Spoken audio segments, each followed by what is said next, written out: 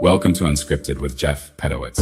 I sit down with remarkable people from very different worlds, security and science, business and medicine, technology and the arts, for honest conversations about AI and where it's taking us. No scripts, no talking points, just what they actually think. I'm Jeff Pedowitz. Let's get into it.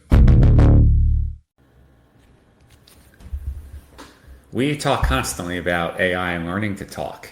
And my guest today has spent more than 20 years teaching humans to talk, kids in fact, for whom communication doesn't come free. And now he's building AI at scale.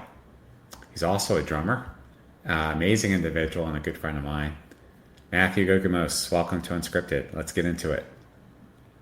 Well, thanks for having me. It's we always have a great time talking. So I figured we'll end up talking about something cool for sure. Oh, I'm sure we will. Well, I mean, drumming is cool. So let's start there. Right? When did you pick up your first set of drumsticks? Well, it was after I had, so let me see, I was 14 but I had started on viola. So I was pretty serious about viola for a lot of years. As a little kid, I went to a conservatory and played, and then I injured myself, roughhousing, and then I hurt my finger. So I had to take some time off, but secretly I was conspiring against my parents because they loved that I played viola. And I was like, actually, I want to play drums, because at that time, that's like when MTV was just showing bands play. And I'm like, man, I could play drums. I totally could play drums. Yeah, there weren't too many viola players in bands back then, were there?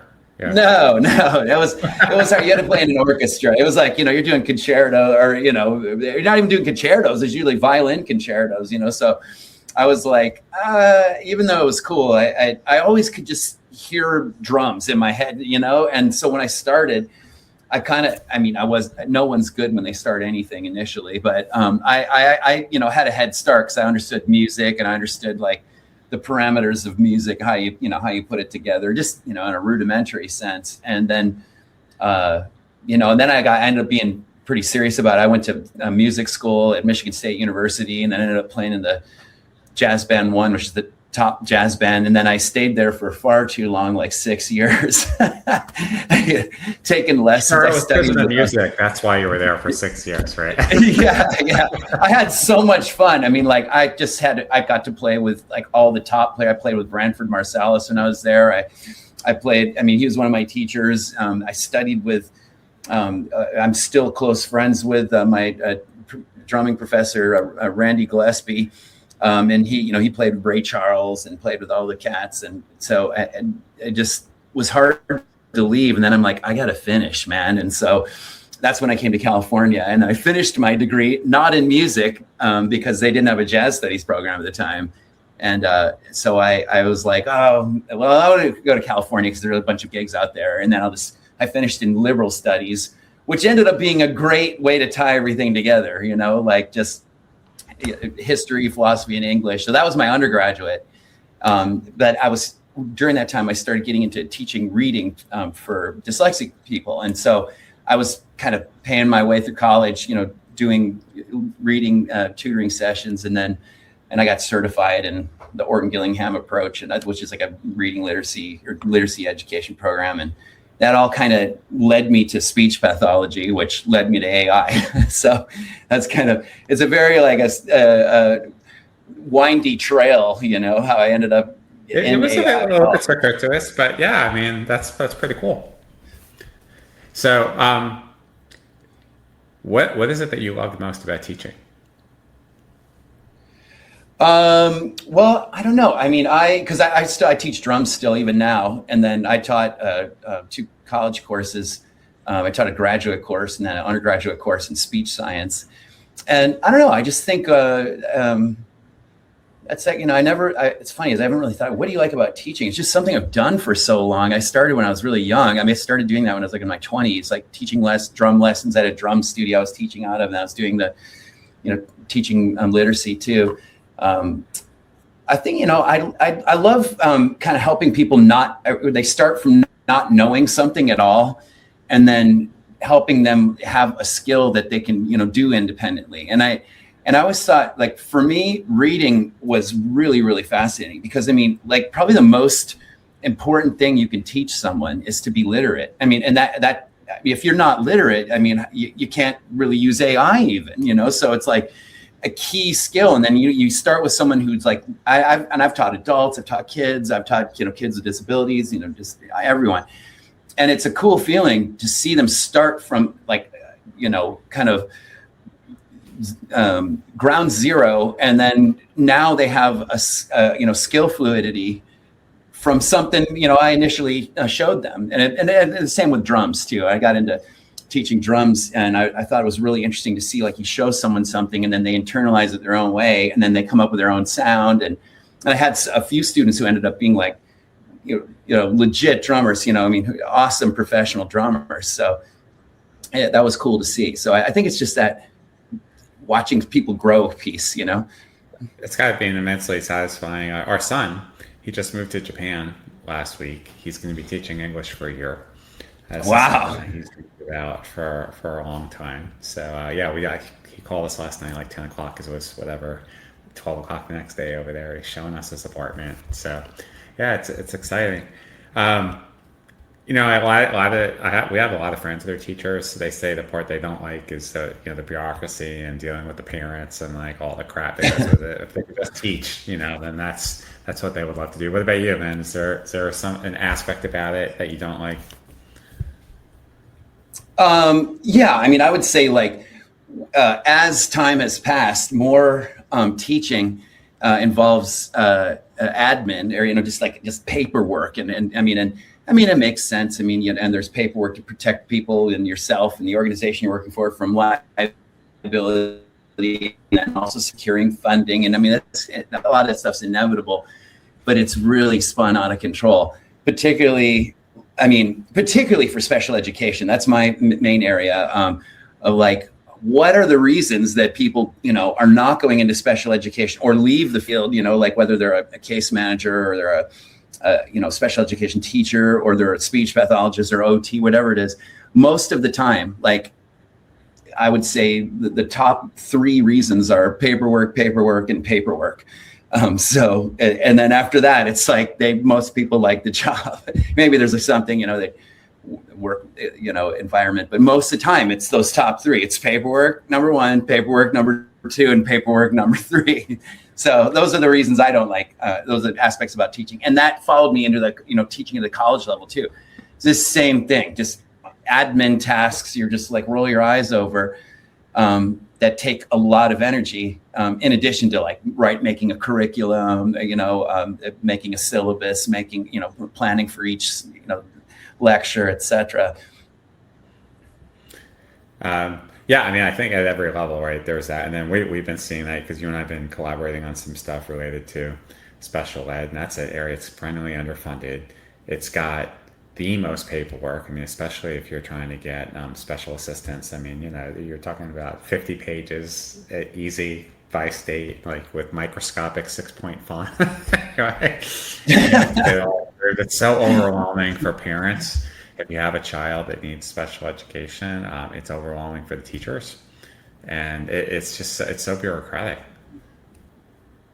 Yeah, it's really. I think it's moved the needle really far away from what does it take to be a teacher? Because there are people like I can kind of apply this to music. There could be and drumming. There can be awesome drummers, but they don't understand how to teach, because teaching is its own skill. Understanding pedagogy and like understanding like how do you get someone to start something and then build them from not much skill fluidity to full independence or mostly independent. And there's educational research on that. And that takes a lot of time to master, in addition to being a subject matter expert. If you have people who are like both subject matter experts and then they understand pedagogy, and then they're getting driven away from a field just from paperwork, that is just, I think it's a real shame, because you do, maybe even though I love AI and we talk about it and we love tech, people are an important piece to keep in the loop for education, in my opinion. just self-learning with zero human interaction when you're trying to learn a human skill. I don't really know. I mean, how if we'll ever replace the need for people, but what's happening is we're driving people away by these jobs that involve all of this, liability protection and, funding, documentation and everything. The same thing. I mean, look, we see it in many fields, like healthcare. Just the path to become a doctor or physician is quite arduous. And I mean, the education on its own is arduous, but all the crap that they add around it, just to pursue it, becomes disenfranchising for people that otherwise would want to help, would want to pursue. I mean, because teaching is a noble profession. Right, almost any profession, any work, I think, is noble, right? If you're doing it to help society and community.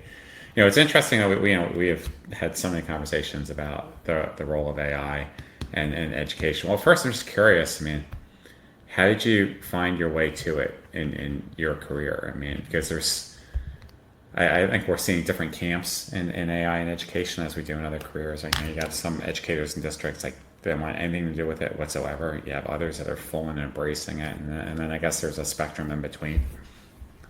Yeah. Well, I mean, to me, given how the profession, but I'll just pick on special ed because there's so much to pick on with that, is that for people who are working in the field now to just completely wholesale dismiss AI because they don't like AI, my feeling is they don't know what it is, and that's the problem. It's some ominous concept that they're not considering. Like, what is it? I mean, if you ask someone, what is AI? Most people are like, they can't really tell you. I mean, because to me, they're not literate. They're not AI literate. They can't. Right. And it's also the name too. Whoever can, I forgot where I heard where artificial intelligence came from, but it's like, first of all, most people don't like artificial things. I mean, like, if you're like, hey, you want the real thing or an artificial thing? Most of the time, right? You're right. You're like, do you care for some sugar or some like saccharin? What do you want? Most of the time, people are going to go with the real thing. And then, so that's one problem with the phrase. And then two, intelligence, you're like, we're still debating what it is. Like, how do you define it? Is it this? Is it test scores? Is it, the capacity to learn and apply skills? I mean, so and then it drives people away. And so for me, I've always been interested in technology. And I remember just reading about it. I think the first thing I read about was someone talking about using Bayesian analysis to make predictions when given a bunch of data. And I was like, what's that? I'm thinking that's kind of cool. And then I read about it. I'm like, oh, well, actually that's how people's brains work anyway. And I kind of got interested in it. I was just reading about how it worked a little. I mean, just trying to get a cursory understanding of it.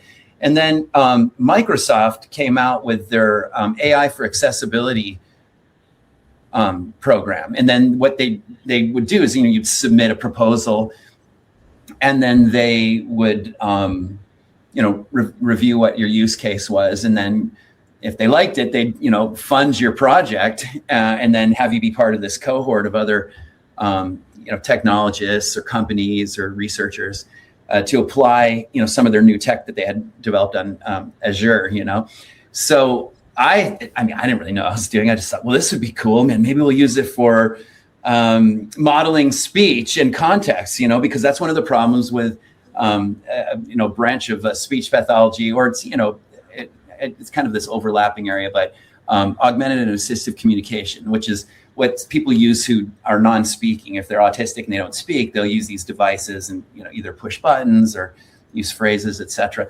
So I thought, well, that would be sort of cool to use it for that. I didn't really know. I was like, maybe it can generate phrases. I didn't know. I mean, I was like a total beginner at the time.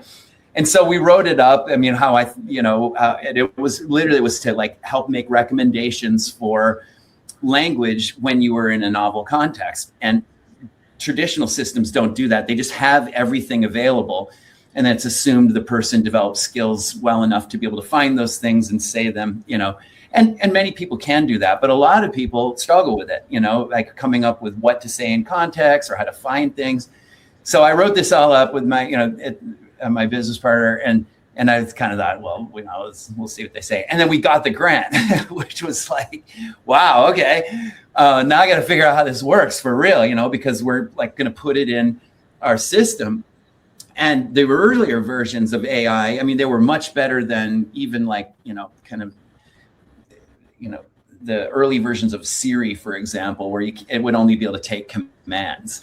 So what we started to do is we started like getting into AI by like, well, let's have it answer different social functions, like a question, or will it take a command, or will it ask a question in return, but then we had to make, conversational trees. So, and that was my first exposure to like a combinatorial explosion where you're like, you have to have infinite like branches for infinite things to say.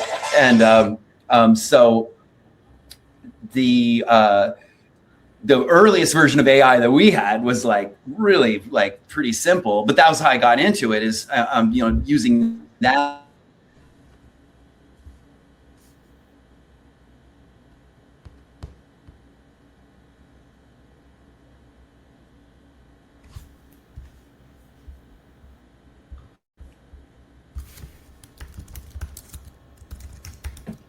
Oops, sorry, my network went down for a second. Yeah, you froze on. I don't know if we're okay, sorry. So, but anyway, that was kind of like my long road to getting into AI as an educator, as I was applying it for, building augmentative and assistive communication systems. And when we look at what that version it was compared to what's available now, I mean, it was like, you remember those old bicycles from the 1800s with the giant front wheel, and then that was a bike, compared to like an electric, full suspension mountain bike that goes like 35 miles an hour or whatever. Like that's the difference in just literally 7 years. I mean, it was just stunning. And it's compounding, by the week now, just the capabilities and the new models that are coming out. So it's language is about patterns, right? And recognition and I think if you can understand components of speech, but for people that struggle with it, if they are autistic, do they see different patterns? Do they have to learn differently? Well, I think one of the things about language that's confusing, in terms of like, what kind of intervention you choose, or why people may not talk, or why they say some things and not others, is because, for many years we treat language as sort of this physiological process. Like, when you grow up, your bones grow, or you grow hair, and you get adult teeth, and your fingernails grow, and all this kind of stuff. That's not how language works. Now, it uses physiological processes and cognitive processes, but people say things because there's utility to the things they say. And then they listen to things, for the same reason. I mean, and I'm not the guy who came up with that. It's actually based around this work by this researcher named Michael Tomasello. And it's usage-based linguistics, which is like you learn things that are useful, and then you say the things that you hear that are around you. But one of the things that can happen in environments where kids, we'll say autistic kids, I see a lot, is that maybe they live in an environment where it's not necessary to talk. And then because of just sensory challenges and emotional regulation, all these sort of things. Like if you tell someone, we see this a lot, regular with clients, like, so you offer them, like, do you want, which one do you want? And then they take it, but don't say anything. Well, and then the parents are like, well, they'll say, well, they're not saying anything. Well, they don't need to say anything because you said, which one do they want? And they took it. Or if they're like, do you want this? And then they walk away and they're like, well, you never says no. I mean, I asked a yes, no question. Do you want this? And then you walk away and then the parents remove it. Well, why are they going to say no? Because any language is hard. Like even your first language. I mean, if you ask the average person, you ask like 100 people on the street, how many languages do you speak? I mean, more often than not lately, you're going to say Spanish and English, but even that, you don't see tons of people who are like speaking 2 languages in America. And the reason for that is, I mean, what's the reason to, there isn't a big role. Look, you take the same child, right, born, and if they're born in Russia, they learn Russia. If they're in Chinese, they learn Chinese. If they're English, Right. they learn English. Because that's what you're exposed to, that's what you're hearing, right? So for even basic needs, you're going to repeat back, whether you need food, love, clothing, etc. You're tired, you're hurt. So sure, that makes sense, but I guess for further than that, because you and I both grew up in a generation, where generally be seen, not heard, right? It's not like today's Gen Z, have to argue about everything. So, I mean, it's, to me, like, if you're autistic, though, there's more to it than that, right? I mean, there's got to be other things besides your environment that interfere with your ability to just naturally learn and express yourself, no matter what language you're exposed to. Yeah. I mean, when you think about like, well, how do people acquire language? I mean, if like, we'll just take a typical baby. It can be a baby in China. It's a baby in New York. It's a baby in Germany, Mexico. They hear sounds around them. And then, when you're talking, you're hearing, I mean, they're essentially sounds that fall within a certain frequency band. And, they're going to be, I don't know, what is it, 250 to 8,000 hertz or something like that. I'm just saying on the top of my head, but, it's called a speech banana. And so when you hear those sounds repeated over and over, you start recognizing patterns, you sound patterns called phonemes. And then if it's in a given language, each sound has a combination that's allowed or not allowed. That's actually called phonotactics. Like what are the rules for combining sounds in a given language? And so that's one piece. Just like, okay, what is that? My mom talking, and then are they saying these sounds I keep hearing over and over? And then, so you have to be able to be attending to like ambient talking, and then hearing your mother's voice, you're hearing your parents' voices, to inventory the sounds. And then on top of that, and then that doesn't have anything to do with meaning, because and then you have to be like, okay, so you're hearing sounds, but then how do you establish meaning when someone's talking about something? If my eyes are closed and so are yours, and I start saying, hey, well, what do you think about this? And I'm saying, do you see it? What do you think about that? And I'm not saying what it is. I'm just saying pronouns, relative and demonstrative pronouns. And our eyes are closed. It doesn't mean anything, because we don't have something called joint attention. And so that's one of the hangups with or friction points with autism, is jointly attending to a thing someone's referring to. And so joint attention can be a shared sensory experience. Like maybe if I'm touching something and you're touching it too, and I say it's soft, you're like, oh yeah, it is, or no, it's not. Or we hear a train and I'd say, that's a train. And then they're listening too. Now we're referring to the same thing, and then we're labeling it with our sound patterns and so on. And then, and also eye gaze and pointing are a huge part of understanding what sounds mean in relation to the things in your environment. And joint attention and eye gaze triangulation, where I point to something and say, do you see it? That's a struggling. That's something that a lot of autistic children struggle with. They can learn it, but it's a struggle. So I mean, but it's learning differently, right? You have to find a different way to get their wiring to work to receive it. I mean, I think about the story of Helen Keller, right, which was blind and deaf, but they were able to teach her to communicate by drawing on her hand, with fingers, and she could then communicate that way. So with autism and now with AI, is it basically just understanding the unique capabilities or restrictions of the child, and then you're identifying the right way to instruct that person? Or is it more of there's a universal way that could be applied to autism? Well, I mean, universal is kind of tough because, environment, also I guess you can even say the environment, and then also the value of words spoken in an environment as they connect to, I mean, you can get really deep with this. I mean, you think, well, why are people saying things? Like, I mean, if I'm saying something to you, well, I'm solving a problem, because the problem is you don't know what I'm thinking. So I have to tell you, now you know what I'm thinking. So I'm, by narrating or explaining something, I'm solving a problem. Or let's say something's out of reach, and I can't get it, and I'm like, can you get that for me, Jeff? And then you get it to me, and now I've solved another problem. Or I'm feeling a certain way, I need help, and I say something to you. But if you're in an environment where either what you're saying is not understood or not being recognized or not being honored, that happens often with augmentative and assistive communication systems. Someone's pushing a button, then people ignore what that means. Let's say they're saying more, and you're like, more what?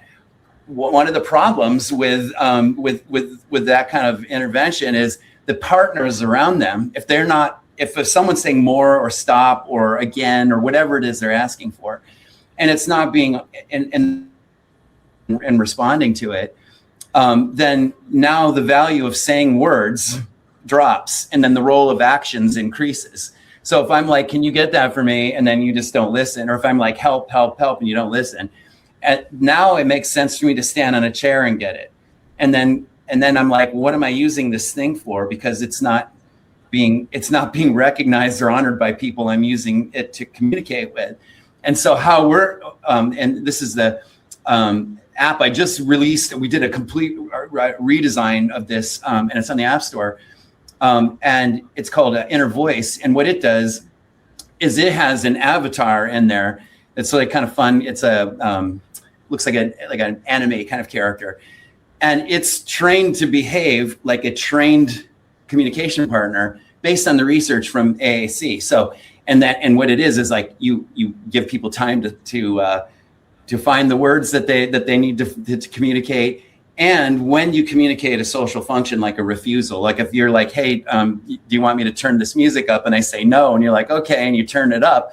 Well, what was the point of me saying no? And then you ask me again, and then I say no, and you turn it up, and the third time you turn it up. When you ask me the next time, I'll just walk away or something that is a better way to tell you, like, no, I don't want to hear loud music. With our setting, the partner is not going to do that, and it can generate images, talk about special interest areas, and build on those using best practices from partner training. And the problem with humans is very hard to train people to model speech. Like when you're talking, you're supposed to model on the device. So the other communication partner, maybe the one learning to use it, knows what to do. That's why we learned to talk. We saw other people doing it. It worked. We did it too. And then now we internalize it. But if your system is using a device and no one's showing you, they're not modeling, and then when you use it, they're not honoring it. Well, why would you use that device? You're not. And then if speech. So how does your background in jazz, improvisation, drumming, like how does that help you when you're preparing these lesson plans or when you're trying to train AI in a more adaptable way so it could support the student? Well, honestly, I think music's one of the best things to study if you're going to get into like building things with AI, because to me, because I have like a lot of different answers for that, but the main one would be like, music and jazz, particularly jazz, and other things that involve improvisation have kind of similar rules. They have kind of like degrees of freedom for skills, and then how they can be chained together with other things. So language is actually is like one of the best models for how improvisation works, because we're improvising right now. We didn't write scripts and then I'm going to read something and so are you. We just had like a general set of constraints. We're going to speak in English, we're talking for X amount of time, it's about AI, and so we start constraining our options down to these sets of things that allow us to make decisions and then, talk back and forth. And that's exactly how music works too. I mean, you have a key, you have a time signature. You're improvising, but not improvising. Like you are improvising, but within an operating model of constraints. So yes, yeah. Yeah, and a lot of people, this is what's really weird about language, and then also about like improvising, and then a super interesting branch of mathematics called combinatorics works, is that like you can have a finite set that has like nearly infinite combinations, and language works that way too. So I mean, if I like say, well, I know 20,000 words, that's like Well, which ones? Because we've talked to people about this in the past too. We're like, if all of the words are nouns, for example, like birds, spiders, lizards, and that's the entirety of your word set. And then you're asking me, do you want me to turn the music up? And I'm like, alligator, praying mantis. I mean, it doesn't, you'd be like, what? I mean, I don't have the words to respond. And on top of that, nouns can only really be combined into two word sets. I mean, they're only like, you can make compound adjectives, but you can't say full sentences like canoe, gorilla, fork, octopus. It doesn't mean anything. So you actually can say more with a set of words that can be combined in multiple ways. So like if you give someone a set of words that's like 300 words that can be combined in multiple, combinations, now you get into like, billions of things you could say from a constraint. And that's also how jazz and drumming works too. I mean, like drumming is set up that way too. You have rudiments, you have single strokes, double strokes, paradiddles, and then multiple different paradiddles, drags, flams, grids, that, all that is, and then it just starts expanding, and some can be combined and others can't. But by learning this set of constraints, you can pretty much play infinite stuff, even though you're using a finite set. So it's sort of this language. While you're talking, I was thinking about, how they say like, really people that are actually geniuses tend to use profanity a lot. They could repurpose curse words. So I'm like, so is that the same thing, or is that a little bit different? Well, I mean, maybe. I mean, like I'd say, because when you look at how someone talks, I mean, you could look at like what are the words they say, the semantics, what are the chains of words they put together in terms of like syntax, so are they using like left branching sentences like, if I were a policeman, comma, I would be working in, Malibu Beach or something like that. Or like, embedded clauses like my friend, comma, Jeff, comma, is running a podcast, and all those sort of things, like that's a subset. That's like am I able to combine words? Am I able to combine word endings? And then on top of that, then you have something called pragmatics, which is like, well, how am I using language to solve problems? Am I following the rules of the social setting? Am I changing how I talk given the person I'm talking to? All of that, it just blows your mind how advanced language actually is. And that's a skill that, we just kind of take for granted, but it overlaps with all kinds of other things like improvising music or I'm an avid speed bagger. You do speed bag every day. Speed bag is the same thing. It's over your shoulder to your right? Yeah. So it's I do it every day, and that has constraints. It's it has numbers that work better with it than others, and skiing works the same. Jiu-jitsu works the same because you learn units of things, and then you learn to chain them together, and then you learn to apply them in different environments. And so I think the cool thing about studying language or jazz or music is it gives you this big picture concept of how things connect and how things can be built. And then, given that the output of a lot of AI is language, it helps to have a background in it. I'm not saying you got to be a linguist or anything, but it just kind of helps you understand like how to make things. If you're making chatbots or if you're making, agents, if you have an understanding of language, it definitely gives you a little bit more, a little more depth for how you would build these things.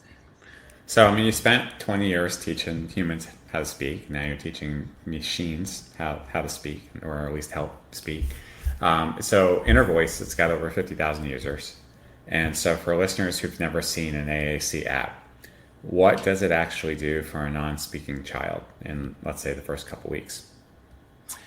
Well, what it does is it has a few things. So one, it can take the immediate surroundings. You can take a picture of it, and then it can assign words to what's in a in an environment. So I can take a picture of our conversation now, and it would say, oh, there's two people on a computer screen, and then it will put phrases like, what are they talking about? Or, can I talk to, and it'll just pre-populate it with things that a user can say. So that's one of the things it can do, is it can generate novel utterances within novel contexts. And in the past, that used to be really hard, because how AAC devices are often built is they have these giant grids of like, maybe 88 words or sub pages. And then you got to search for every single word. Like if I want to say brontosaurus and I got to go to like 16 sub menus, that's not the way your brain works when you talk. I mean, you have motor retrieval, and whether you're writing or typing or speaking. But with an AAC device, you want to try to reduce that as much as possible, looking for things. So you put InnerVoice has all of the boards, always puts the words in the same place when you're working on a board. So, and if you are working in a school where they have like maybe physical boards like bathroom or help or want or break, you can take a picture of that, and it'll use computer vision and then trigger speech output to that, so that anything that's in another environment can be put into a virtual environment, and it can be used with speech output, rather than you're going up to someone and pushing a static physical board, and then they're just pushing something, and then you're not hearing an output. Here you can just take a picture of something maybe that's in from your resource class, and then now has speech associated with it, and then you can use that very same board and have a conversation with an avatar that will honor all the stuff you say. So it could say, it might start the conversation with saying like, it'll notice what's on the board. Oh, I see you have, I don't know, maybe like ball or something. It'll say, well, do you want to see a ball, or why do you like balls? But it will only ask questions that can be answered with the words that are on the board. And that is totally different from old AAC systems, because they weren't smart. They just presented options. It's sort of like, if we all have the option to say every single word in English, we never say all those words. We only say the things that are necessary in context. Sure. I mean, yeah, I don't even know how many words there are in the English language. I know. I forgot at this point. It just keeps growing every day, I used to have them all memorized, but I know. Well, maybe so I don't have to use them. Yeah. Well, I don't even know if I could use them all, even if it's like, who has the time? You also built Easy, which is an AI-powered speech and language evaluation tool. And you said that it can cut evaluation time of students by up to 90%. What is the AI doing that a human evaluator misses? Or is it just faster, not necessarily better? It does. Interestingly, what it actually leverages a lot of human in the loop tech. That's like most of it's human in the loop. And then so it does a number of things. It does caseload management, paperwork management. You remember that was one of my main motivations to develop it, since I hate paperwork so much. And so do most people. So it wasn't like us picking something that not many people don't like. So it does that. It helps with the paperwork management. But in terms of analyzing a language sample, the reason we chose that is because that's often like the gold standard for like to determine how does someone talk. Check out how they're talking in a conversational setting. And then, you can look at things like how many words do they say, what type of words, syntax, what kind of like sentences are they making? Are they putting word endings in? Are they, how are they pronouncing words? So in the past, when you would do this, and I used to do this because I was a independent educational evaluator too. So I would like do these like kind of contentious cases, and then I would come into the evaluations and then write these reports, and they would take like 6,000 years, like for real. I mean, they were just, so you go in and now you do something with the kid, you have some kind of engaging activity, something they're interested in, you try to get them to talk, and you're either typing or writing down what they're saying, or maybe you're recording it. So a lot of people will just record these while they're doing some activity for maybe up to 30 minutes. And then after that, then you go and you type everything out. And the gold standard is 50 utterances or 50 things a person has said. Not 50 things that were said between two people. It's 50 things that were said by the person you're evaluating. And then you go through, and then so you got to write all those out. And then you go and and you count things called, these are among a number of things, but things called morphemes. Morphemes are like single units of information, the smallest unit of information in a word. So like cat is one morpheme. Cats is two morphemes because the plural S actually counts as its own unit of information. So you go and you count every single morpheme of those 50 utterances, and then you add those all up and you divide them by 50. That alone takes like half of the 6,000 years right there, you know. And then you're analyzing the syntactic structure, like what kind of sentences are they?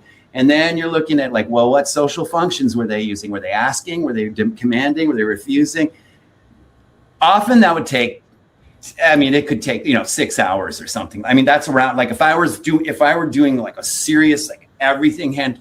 And then the other part, if you want to notate the way people pronounce words, you use a special alphabet called the International Phonetic Alphabet, and it has its own alphabetic characters that represent English, and well, just language speech sounds. And so then you go through and you're like writing all these little things for each. And it just reminding me. Did you ever watch like what was it, Zoom or the Electric Factory when we were kids? Yeah. And they were teaching you how to spell, and it would have that little sound after, like da, da, cat. Yeah. Cat. Da, da, da. Like sit there like Saturday morning, like watching this shit. I guess it's sort of that principle. Yeah. You're like basically, and then you're hearing the sounds, and then it has its own alphabet that you're recording. So that's another time piece. So our system, this is wild. I mean, so basically you can take an audio recording. Let's say, a kid likes Play-Doh or train, like trains. There's an easy one. A lot of guys like trains. So you're doing something with trains, you're doing something with Play-Doh, you're doing something with Legos, and you're just recording them doing stuff for like maybe 15 minutes, 30 minutes max. And then you take that audio recording, you can upload that, or you could record them in real time. So you can do either one, record in real time, or just use your phone. And then, and so you upload that, and then the system uses a bunch of sophisticated, this is the stuff that I probably got way more gray hair now. I'm trying to fix this prior to when I started, but it's called speech diarization. And speech diarization is when you have a single mic and then you are recording two people talking. And so what's really difficult is parsing who's saying what when you just have one microphone. In the past, it would just attribute everything to one person, which is completely useless if you're trying to see what the kid is saying, because then it would be attributing adult speech to the kid. So we had to figure out how to, parse. This is a kid talking. This is, this is an adult.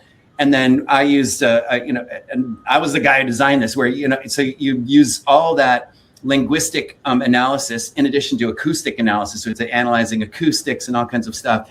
And then an agent looks at those and goes, okay, that's probably the kid, that's the adult. And then it makes a transcript. And then that's where the clinician goes in and says, and they can listen back and go, yes, no, that was the adult. Yes, no, that was the child. And it happens that the hardest thing to transcribe for AI-based speech transcription is children's speech, because just access to the data, and then there's so much variation, and in the pitch range, because most of these systems are built around adults. Enunciation. So it was like, oh my God, that took forever. Anyway, so with that, now we have that working. And then now you're a guy. So you talk a lot also about being a systems conductor. I guess it's part of maybe coming from your music background. But in your talks, you're talking about, hey, you're not supposed to master every instrument, but you should understand each person's role.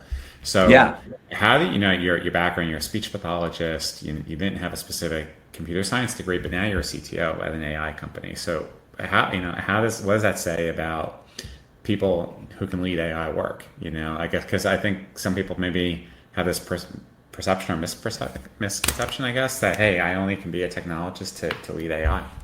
Yeah. Actually, I'll give away one of my secrets. I mean, I think maybe you do it too.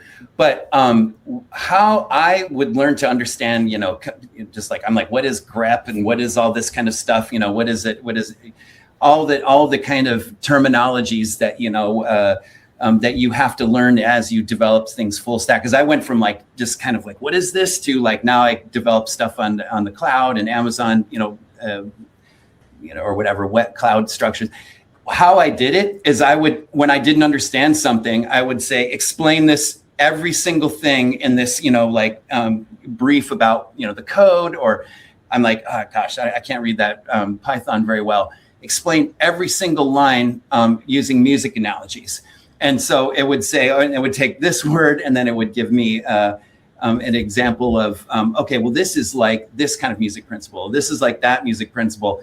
And then that's what I do. When I don't understand something, just explain it to me, in musical terms, because interestingly, understanding a musical score is very similar to how to like build things for AI. Like, I mean, Beethoven couldn't go over and like show the timpanist, like, okay, well, let's work on how your fulcrum is, or let me show you how I want you to hold the stick. He didn't know.